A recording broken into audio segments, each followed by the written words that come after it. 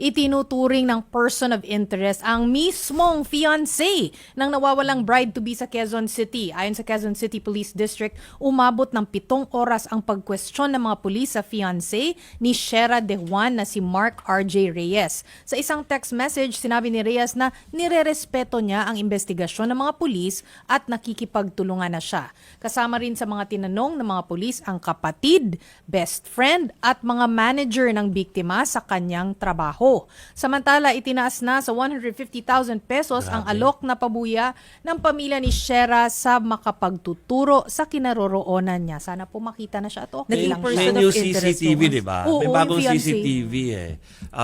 So nakita na may aside from pagkatapos nung gasolinahan, parang may isa pang kuha naman na parang malapit siya sa isang bus. So yun ang isa pa sa iniimbestigahan nila ngayon. Kung may koleksyon yun o kung meron nakakita sa kanya doon sa area na iyon. Bakit kaya naging person of interest? After 7 hours of grilling, biglang naging person of interest. Although pag person of interest naman, to Hindi- be fair, hindi pa naman siya Hindi ibig suspect. Hindi sabihin, suspect. hindi Hindi pa suspect. naman. Oo, Parang kaya lang titingnan kasi lang pag nila. ganitong mga investigation, they have to check all angles of the story. Kasi di ba ganun yan, elimination, na parang, ay, ito na, hindi ito yung angulo na ito. Ganun siya, pagka nag-iimbestiga ka.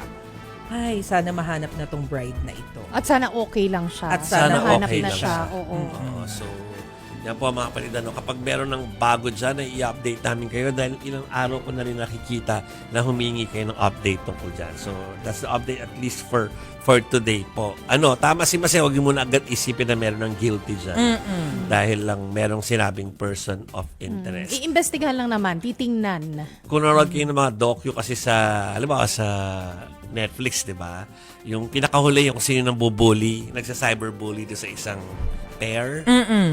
Isang magsyota. Alam ko yung sinasabi mo. Oo, tapos hindi ko sabihin ko sino doon, pero Yes. ang daming pwedeng persons of interest doon sa paligid nila. Shocking kung sino yung eventual na naturo. Na shocking na person of interest doon. Ay, hindi lang person of interest.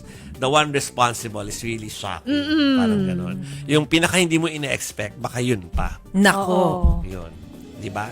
Anyway, so hopefully po ay safe naman din na mahanap.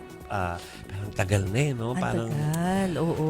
hindi, pero kasi kaya pwedeng matagal at saka nag-extend na daw ng mas malawak yung search kasi kung sumakay ng bus sa ibang lugar nagpunta. So meron na silang search maski dun sa mga lugar na pwedeng dinaanan ng bus. Oo, Kung sa bagay, alam naman nila kung saan yung biyahe ng mga bus na dumadaan Yung point dun sa to area. point. Na-determine na rin kung ano yung bus, ano yung plate ng bus, at saka kung